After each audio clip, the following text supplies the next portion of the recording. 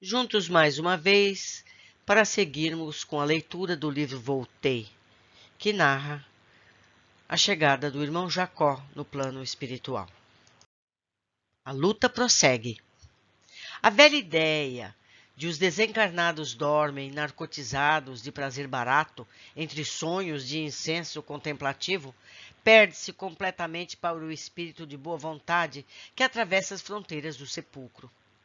Se há juízes e administradores na terra que alvejam os cabelos e se cobrem de rugas na atividade difícil em favor do bem e da paz dos semelhantes, se há homens e mulheres que já experimentam no mundo a coragem serena de abandonar as flores do sangue, colocando-se ao encontro da humanidade através dos espinhos do sacrifício e da renúncia, como aceitar um céu onde os escolhidos sorriam e gozam ante o infortúnio alheio? Como entender um Éden delicioso em que ninguém cogite de melhorar o purgatório infernal se um simples político se preocupa em drenar o pântano que lhe prejudica a cidade? Organização educativa. O que eu via no Parque Ditoso não era somente a expressão encantadora e pacífica da natureza. O interesse nos serviços do progresso geral mostrava-se inequívoco em todos os rostos. A instituição a que minha filha presta concurso ativo impressionou-me pela grandeza. Trata-se de uma universidade que ultrapassa em programa e organização qualquer dos institutos europeus ou americanos, destinados à formação e ao burilamento do caráter infanto-juvenil. Os edifícios centrais congregam-se inteligentemente sobre velhas árvores, rodeadas de frontes translúcidas. As crianças não encontrariam paraíso mais doce. Alguns irmãos e numerosas irmãs as orientam e educam com singular devotamento, preparando-os para a reencarnação na crosta planetária. Penetrei o instituto em companhia de Marta e do amigo Andrade, quando centenas de meninos brincavam felizes, embrando nos extensos jardins. Grande parte correu ao nosso encontro, abraçaram minha filha efusivamente, alguns me beijavam as mãos, chamando-me vovô. Aquelas manifestações de alegria pura fizeram-me infinito bem. Diversos pequeninos traziam consigo formosos halos brilhantes. Marta explicou-me que a instituição asila irmãozinhos desencarnados entre 7 e 12 anos de idade. E porque eu indagasse pelas crianças tenras, esclareceu Andrade que para essas, quando se não trata de entidades excepcionalmente evoluídas, inacessíveis ao choque biológico da reencarnação, há lugares adequados, onde o tempo e o repouso lhes favorecem o despertar, a fim de lhes não observam abalos nocivos.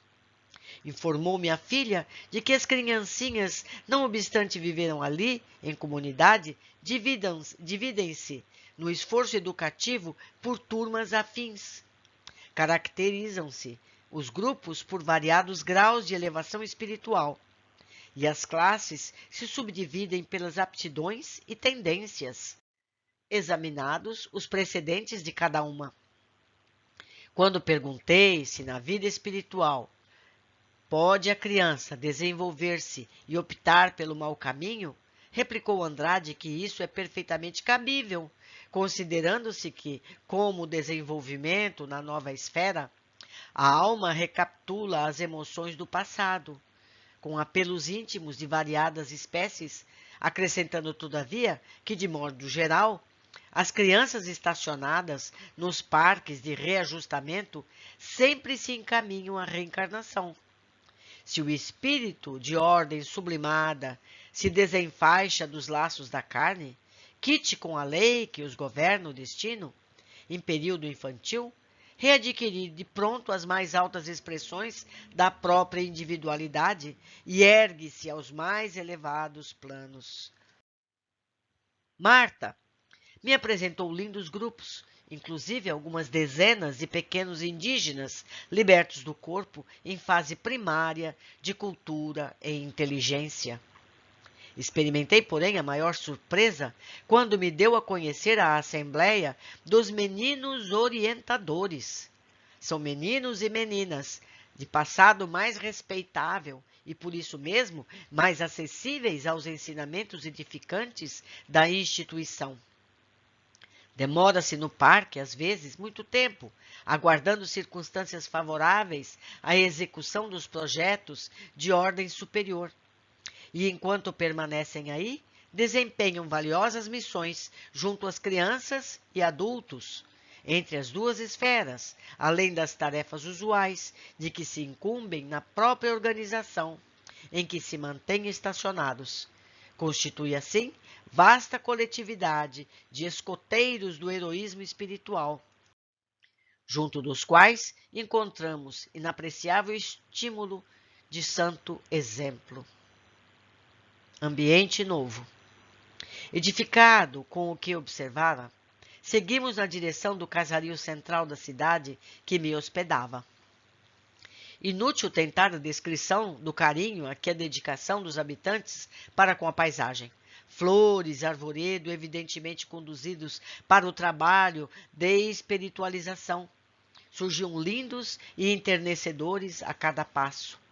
Em certos jardins, as flores luminosas chegavam a formar frases inteiras de glorificação à divindade. Olha que interessantíssimo! Os domicílios não se torturavam uns aos outros como nas grandes cidades terrestres. Ofereciam espaços regulares entre si, como a indicar que aquele abençoado reduto de fraternidade e auxílio cristão há lugar para todos. Não vi estabelecimentos comerciais, mas, em compensação, identifiquei grande número de instituições consagradas ao bem coletivo. Recordando a leitura das narrativas de André Luiz e Vale Owen, perguntei ao irmão Andrade quanto às características do novo ambiente, informando-me, então, que nos achávamos numa colônia espiritual de emergência, situada em planos menos elevados. Diversas comissões de socorro em múltiplos trabalhos salvacionistas aí funcionam, a benefício não só de criaturas encarnadas, mas também de extensas multidões de desencarnados em sombra e desespero. As vias públicas mostravam-se cheias de transeuntes. Muitos se agrupavam, seguindo em conversação ativa, enquanto outros passavam isoladamente. Todavia, em nenhum rosto surpreendi expressões de rancor, aflição ou desânimo. A irritação parecia não ter acesso ali, naquele domínio de tranquilidade construtiva. Alguns me fixavam com simpatia e bondade, naturalmente percebendo a minha condição de neófito e dando a conhecer ao irmão Andrade e estranheza com que reparava a serenidade das pessoas, salientou o estimado amigo que os habitantes da colônia, ainda mesmo, quando detenham motivos fortes de preocupação, faze quantos lhe é possível para guardar a paz com sinceridade, atentos aos desígnios de ordem divina. Meus amigos, precisamos aprender a levar a vida assim. O magnífico santuário. Após atravessar graciosas avenidas, onde a natureza educada oferece sublime espetáculo à vista, parei admirado diante de formoso e magnificente edifício, no qual adivinhei um templo importante. 7 torres maravilhosas, de algum modo semelhante à da famosa Catedral de Colônia, invadem as alturas.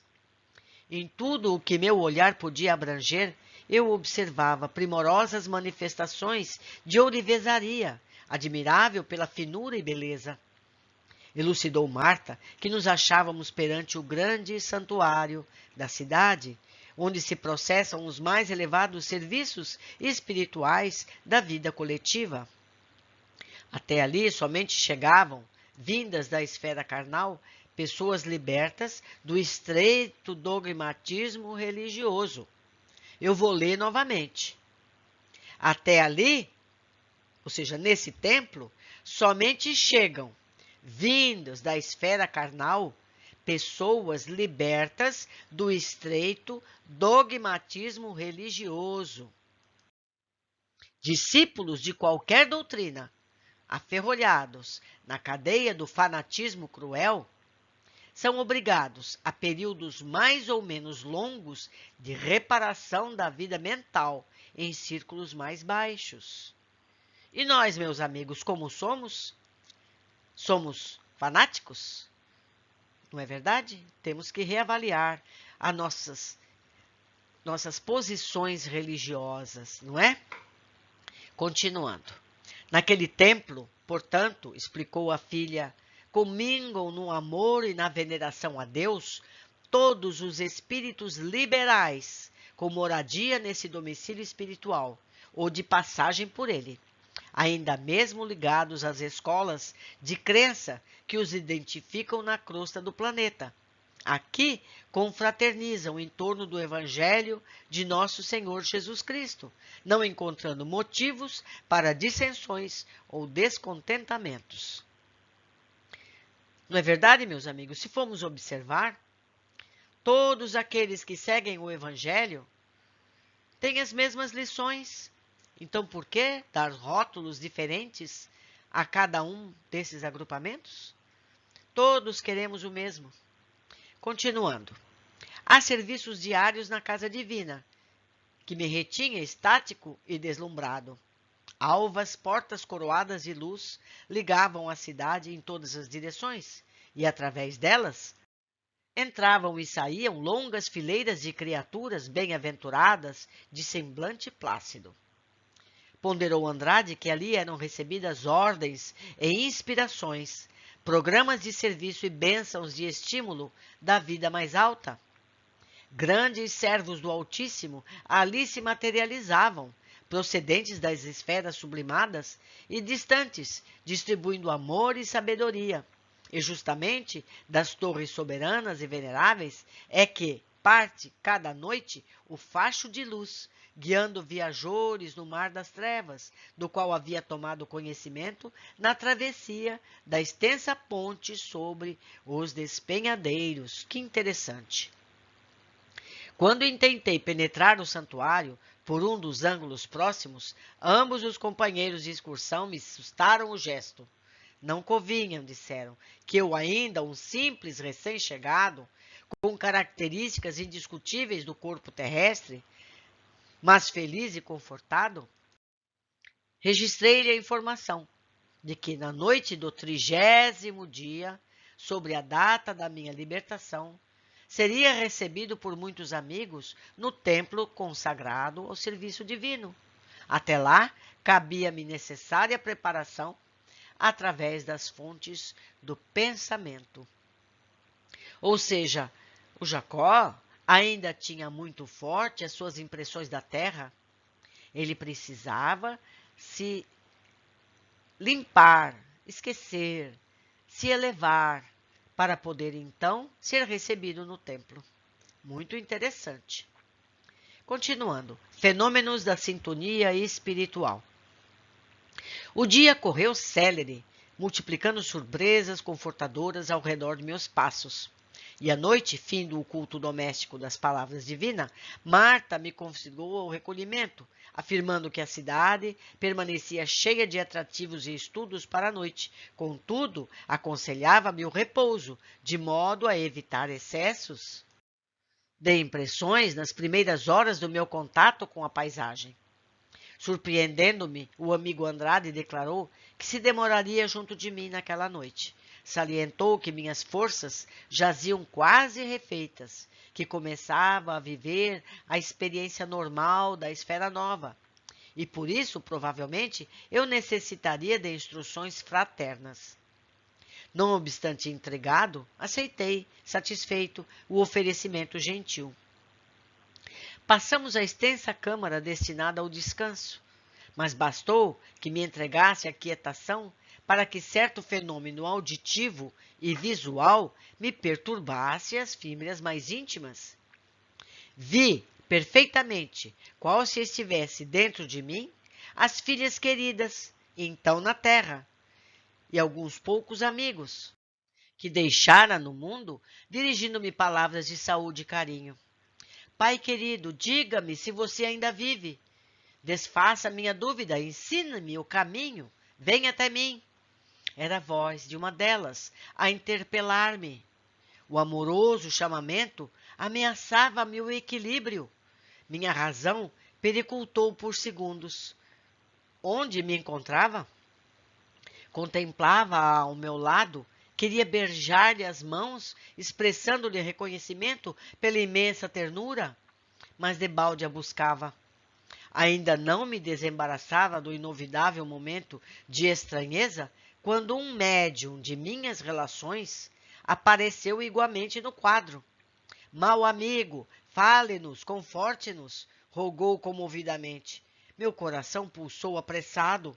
Como atender a esses apelos? Ia gritar, suplicando socorro. Todavia, o irmão Andrade, mais prestativo e prudente que eu poderia supor, abeirou-se de mim e cientificou-me de que aquele era o fenômeno da sintonia espiritual, comum a todos os recém-desencarnados, que deixam laços no coração, na retaguarda. Esclareceu que, através de semelhante processo, era mesmo possível comunicar-se com o círculo físico, quando o intermediário terreno possa conservar a mente na onda de ligação mental durante o tempo indispensável. Informou que a entidade desencarnada é suscetível de manter intenso intercâmbio pelos recursos do pensamento e que, por intermédio dessa comunhão íntima, encarcera-se o criminoso nas sombras das próprias obras, tanto quanto o apóstolo do bem vive com os resultados felizes de sua sementeira sublime de renúncia e salvação. Insuflou-me forças vigorosas, utilizando passes de longo curso e recomendando-me calma. Asseverou que, aos poucos, saberia controlar o fenômeno das solicitações terrestres, canalizando-lhe as possibilidades para o trabalho de elevação. Meus amigos, eu quero aproveitar esta oportunidade para que a gente se responsabilize um pouco mais com relação àqueles nossos familiares que desencarnam. Devemos ter muita prudência com esses comentários a respeito dessa pessoa, as vibrações de saudade, as cobranças, tudo isso chega a eles, e se eles não estiverem com a proteção necessária, eles se desequilibram e nós não queremos isso.